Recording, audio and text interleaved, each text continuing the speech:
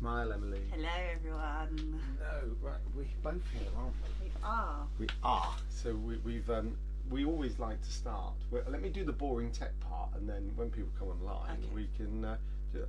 But basically, long story short, we used to be way more technical than we are now, but it didn't quite work properly and was a bit of a pain.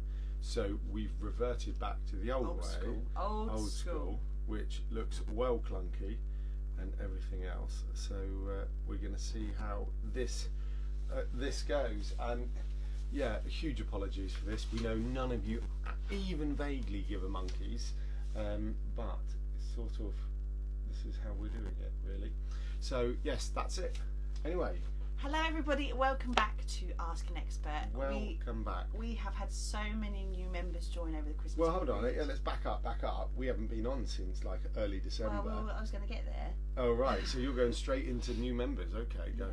So we obviously took a little bit of a sabbatical over Christmas because we love December, and it's fair to say we may well have eaten our entire body weight in cheese this Christmas, didn't we? Not me. Mine was done on port. So I didn't eat port, much cheese. Yes, we had a lot I of drank port. Way too much alcohol, personally. Fair amount of gin. Yes. Wow. So what else? The kids have a fab time. Lots of presents. Lots Ice of family. Yeah, the younger two. Well, no, only the middle one went ice skating, didn't he? What else did we do? Fab Christmas tree. That was that. Your family home from Australia? Yes, my brother lives in Australia. For those who know me or don't even know me, who care. And him, his wife, and my nephew came back. That was good. So no, it was nice. And then it was New Year, which we stayed in because the kids went to bed by 10.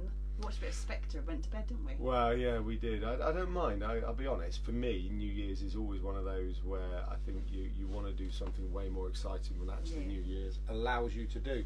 So we have a few watching. Hi guys, hope you're all well.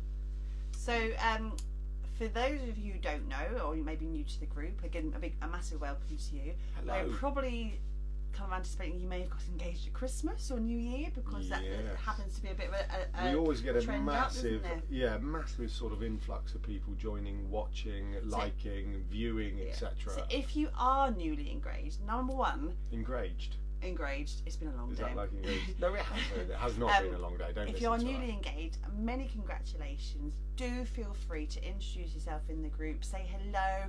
Tell us about your engagement story, who you're going to be marrying, what your ideas are. This group is a really supportive, lovely network of people all getting married and having an amazing time sort of planning their events as well. And we're here to help you. This session every week is designed to be a sounding board for you. So if you have any questions, large or small, it might be where do I start with my planning, it might be what do I do in terms of getting my numbers together, it might be where do I find land for my event, it might be as simple as can you recommend a decent bar company. Anything you have, big or small, feel free to either write it down live as we're talking, or the day before we will start to collect questions from you guys as well, and we'll answer as many as we can in about a half-hour slot. Sometimes a little bit more, sometimes a little bit less, depending on how much Alan talks. Whatever. Anyway, Charlotte says hello. Hi Charlotte. Hope you're well. Emma says hello. Hi Emma. Hi, hope Emma. you're well. Which Emma? Emily Bell. Hello. Nicola says Dottie Mare's here. Hello. Hi Nicola. And Charlotte says this year seems to be flying by. I can't wait. I have 9 months. I know it's scary. I can't believe that's come around for you. I can't believe how quickly that's come around, and it's already the 9th of January. It literally, blink of an eye. How many people have said, can't believe how quickly it went, blink of an eye, or words to that effect in the past 2 weeks? I reckon nearly everyone has. Charlotte, give us an update if you can. It doesn't have to be now, maybe sometime during the week. Feel free to come on live this week if you want, and let us know where you've got with your wedding planning, because we have been following with such interest from the very beginning. So let us know if you've got any stumbling blocks right now, if you're way organised, if everything is set or anything you want to work on. Give us a shout and we'll be happy to discuss them with you as well. Yeah, we'd love to hear all about it, always. You're a bit flat today, aren't you? No, not even slightly. Yeah. We had a question. Oh, Ange, nice shirt, Alan. Check your phone, Emily. Thanks, Ange. Not now. You're a bit flat today, aren't you? Anyway, back to our normal Wednesday domestics. So there we go. Right, what have we got to talk about today? So we've talked about the welcome back. We've said hello to the new members. We've had a new wealth of new blogs coming into the website. So if you don't already know, this group is attached to a website, www.theoutsidebride.co.uk, which is full of really cool inspirational blogs about outdoor weddings. Personal favourite was the, do I say Japanese inspired one? Yep. Is that what we say? Mm-hmm. Japanese inspired one, mid-December. What was it called? Do you know? It was at Japanese Gardens in Cornwall. Okay, so yeah, if you go onto the Outside Bride, search Japanese Gardens Cornwall. It's only a few blog It was posts just before Christmas. It was. Yes, Yeah. but it looked amazing and definitely worth it. I'm not suggesting you all go and have Japanese styled, weddings, but it was just something beautiful to look at. It was really beautiful. It was a stunning location set in Cornwall, and they had obviously taken the oriental feel of the gardens, and they had put their spin on it, and it was very, very high detail, but very, very pretty as well. Yes, we liked it. Yesterday we had a wedding style shoot over from Delaware in the US, and that was an elopement style shoot. It made me smile because the suppliers involved with it were excited that they were now international because they were on our UK blog, and there's us excited because we're now featuring international style shoots. And tomorrow we've got one all the way from Greece. And we are an international blog. We are. And actually, what was very, very exciting when I looked on view count on the Outside Bride some point this morning, no one from the UK had viewed our website yet that day, but we'd had Peru, Canada and the USA, and so we're very excited about the Outside Bride. We are a little bit. Next thing on our list was yesterday we were on the BBC Radio Solent again. Hello. That was really cool. We were on a few months back to talk about the potential legal changes for UK weddings when the budget happened. Obviously that's still with the Law Commission right now. We don't know what's happening with it, but that was really an interesting piece for us to go and talk about a couple of months ago, and they very kindly invited us back, didn't they, Alan? Onto their Ask an Expert. So the local radio presenter Sasha Twining holds, I kept calling her Twinning, I'm really sorry Sasha if you ever watch this, I just couldn't get it out of my head. So Sasha Twining, she holds Ask an Expert the other day, and we were one of the experts, and there was a few people calling in who had asked questions, some guy who wanted to, and it was all about outdoor weddings, not weddings, which was the more exciting part.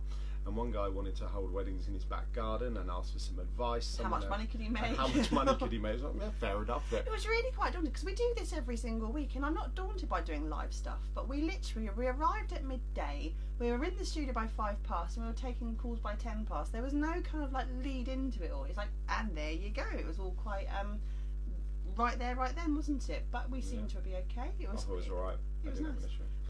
But anyway, we've got all the audio. The audio will be up soon if anyone cares, wants to listen to it. They will be inviting us back in the spring, which is quite cool as well. I was pushing for a monthly slot, and they politely implied that they didn't think weddings was that important, or not important, wrong word, popular or whatever, or whether. And I was like, hello, they're very popular. So, hello. Hello. Well, I want to be on the radio monthly. Do you not? I'd love it. I always wanted to be. So this is side story. When I was younger, there was 2 things I wanted to be. 2 things. One was 007 James Bond, which I imagine quite a lot of people wanted to be, and the other one was a Radio 1 DJ. There we go. So that was what I wanted to be when I was younger. One of those 2 You things. were neither. Yeah, I was neither. Well, I've been on the radio now. I'm closer to being a Radio 1 DJ than I am being 007. At least one exists in the real world. Well, you don't know. No, I don't think 007 exists. There may be versions of, but a Radio 1 DJ does exist. But I think I'm out of Radio 1's target audience now. I'm more 2. 4. No, I'm not. Radio 2 presenters. We do have a question today as well. We do. We have a fab question. So if you have any questions, this is where this setup doesn't quite work very well. So give me my phone and I can get the question up. No, only because you want to read your message from Ange. This is. I think this is. Emily's picked me up for being flat. She's on her phone. I'm horrified at what she's doing right now. Let me find. Oh, the screens Ange can see the edge of our studio. Oh, that's okay. That's fine. There's only a bookshelf over there. But thanks you very much. Ange. Don't text it. Just put it up so we can see the edge. Right. Okay. The question was from Becca. Was it Becca? Yeah. Just finding it.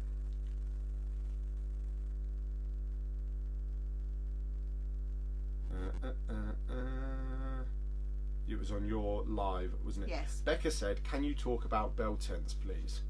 yes. Something we definitely can talk about. Yes. For those who don't know, we also own a company called Baylily Bell Tents. The hotel we're going to book for a wedding night is full, and we're sort of in the middle of nowhere, so our options are now pretty limited. So we're considering booking a bell tent for the wedding night instead. Pros and cons. Only ever stayed in one once, and all I can say was that it was really cold. Now I've checked. Becca's wedding is in August, which, well, so do we cover our thoughts on, is this the time to talk about heaters or move on? No, move on. Okay. So, well, no, I thought it was relevant build up to this. First things first, we do know a lot about bell tents. This is what we've been doing for the last 7 years. It's our bread and butter, and we know that inside and out. Bell tent villages, or a bridal suite, is an amazing way of making sure that you can have all your people staying in one place without having to worry about taxis and taxi fares and hotel rooms and all that kind of stuff. And it means that you can continue your party the next day, maybe have a nice breakfast with you guys afterwards, and it's quite an affordable way as well, depending on who you go with, because you can get your tents shared with other couples. They can bring all the bedding for you, and you don't have to worry about having a carload of stuff to come and bring it in and out. The question about, is it cold? It can be cold depending on what time of year it is.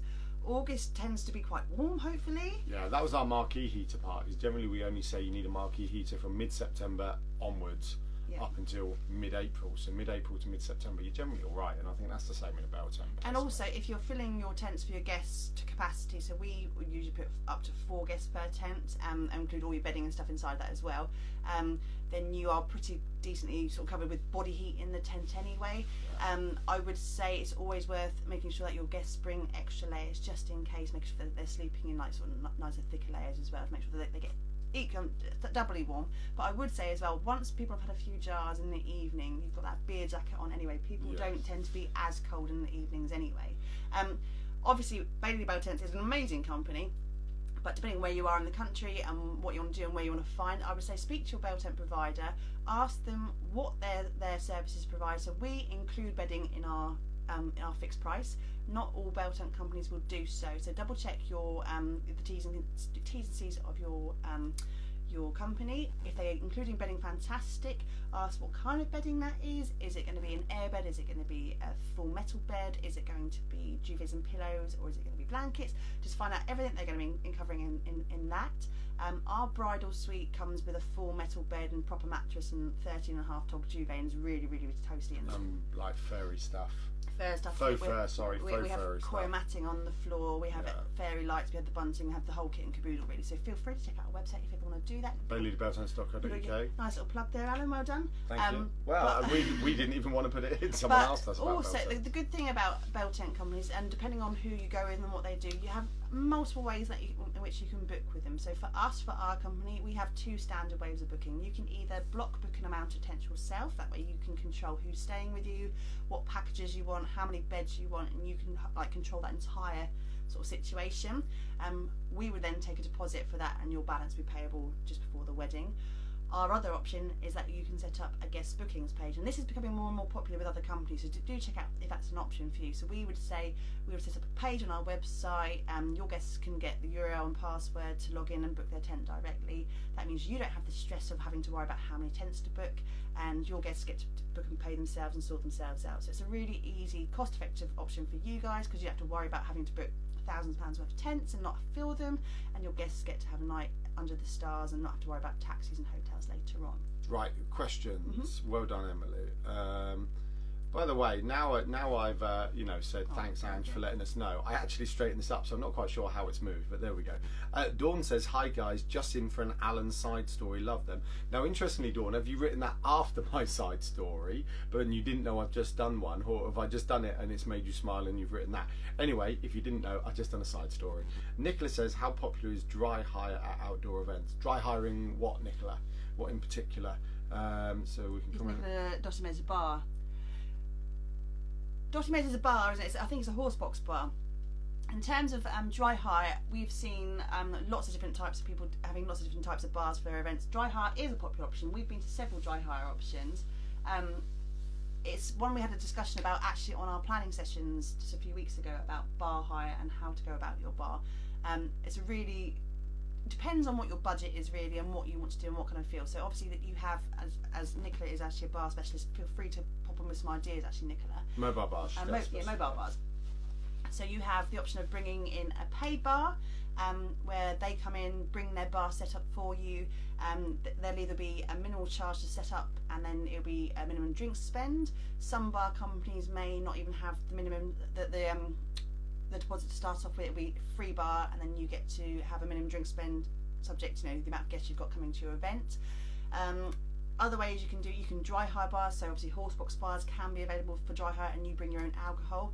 That does come with things like making sure you've got the right licences in place. So we've talked about TENs before. If you need a temporary event notice, make sure that you either speak to your bar company, who might be able to help you on that side themselves, or if you are intending to sell alcohol without a bar company doing that for you, you will need a temporary event notice as well. So feel free to check out the planning sessions if you haven't already done so, because that whole section's covered on bar hire. Yes, and we will be chopping it up soon, not in a good way, so you can buy each portion of it, each module. So which is quite exciting for any brides who don't think they need to know everything, but would want to know specific parts. Dry hire is quite a fun option if you want to have a quirky sort of centerpiece to your wedding. So like obviously a horse box bar you could have outside of your structure, and then you get that flexibility of having your own bespoke cocktails, your Kilner jars. You can have your local ales and stuff that you can bring in, and I think it's just a cool way of having that feature to everyone to talk about, but not having to have the entire bar set up there. So let us know what you're thinking about if you want to have a dry hire bar. I'm sure Nicola wouldn't mind giving you some pointers on that at some point. I'll just put you in it now, Nicola, sorry. Anything else? No, that's it. No other questions. Thanks, all helpful, Nicola says. That is it for questions, really. Should we talk about the shift to what we're proposing to do? Well, I was thinking about that. I didn't know whether to propose it or say it. So happy to have feedback, because we're still a couple of days. So what we're discussing is I want to move Ask an Expert from Facebook to YouTube. Now, for a lot of you, it's going to be an irrelevant conversation, right? But fundamentally, it's to do with time and effort and everything our side. Basically, we still put a link in this group at 8 o'clock. You click on it, takes you straight to a video, and you watch it. It will still be on YouTube. It will still be a podcast. Facebook. It will still be on Facebook. So once we've finished the live, we'll then put the link so you can just go. Well, that link will turn into that video. That's how it works, because you schedule it. But with regards to our business and our world, it's quite a lot easier and will save me quite a lot of time, which for those you sitting there going, they just point a phone and do a Facebook live. By the time we've downloaded this, exported it, tidied it up, uploaded it to YouTube and whatever else, which is stuff you probably don't really care about, moving it onto YouTube makes us easier. The other thing was, if I'm honest, and happy to give you insider stuff, when we started Ask an Expert inside the private group, it was because we wanted it to remain private for members and everything else. But that hasn't actually happened, because we started putting it on YouTube and podcasts, so it's available for everyone anyway. So therefore we're like, well, let's just open it to everyone from the outset. So fundamentally, it won't affect your daily or your weekly viewing experience. Nope. It will still be 8 o'clock. You'll still come into this Facebook group. We'll still put reminders to come into this group. Still just or click you'll on just a link. Click on a link to watch it on YouTube. If you're okay with that, we would love to have a thumbs up. Yeah. If you think that'd be a bit tricky for you, let us know so we can kind of gauge whether it's a good idea for everybody. Yes, absolutely. But there are obviously other reasons for doing it, but nothing particularly secret. Facebook's a nightmare. Facebook's a nightmare. Look, Emily and I had a disagreement this week, as in I get fed up with Emily talking about how bad and nightmare Facebook is a lot, but fundamentally Facebook's a nightmare. Don't worry about it. It's a pain. But YouTube seems to be slightly more open to. Well, put it this way: I put a video in this group this week, a very, very short 2-minute video on. Was it yesterday or was it the day before? Doesn't really matter. Alan is an admin in this group. He was not notified that I was actually videoing and didn't know until So we're just a bit cheesed off with Facebook, and we think it will be better for our business and not an issue for you guys if we move it onto YouTube. That's all. I think we've talked about that too long, to be honest. So you don't really mind that much. But wedding wise, we are well excited. It's obviously the 9th of January. We are building up to a fantastic summer. I mean, lots of you people in the group watching Ask an Expert for the past year. And it's pretty much a year to date we started. We start on the 5th. We started on the 5th on a Tuesday lunchtime, if anyone minds. And so lots of you have been with us for the past year. We're going to see your weddings this year, and that's really exciting.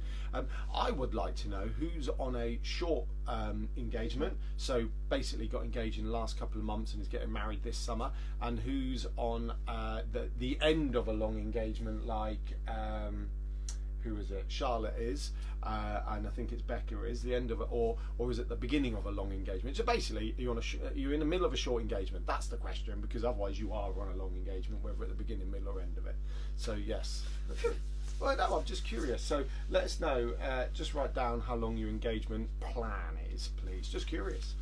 So just curious. How many more times can I say it? Just curious. Right.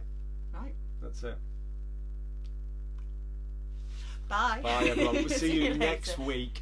Whether we are live directly into this group or there's a link to watch us live, it's pretty much the same for you, whether it's on your phone or a computer. You can still write your comments. You can still write your comments. You can still chat. There's still smiley faces and all of that sort of stuff. So yes, we may even do a test one during the week, actually. But anyway, thank you very much. Look forward to speaking to you next week. Any questions, as always, just ask. We really want to know, and we want to give you everything that's in our heads. Bye. Bye. Turn it off. However, I now have to get up and turn it off. I know.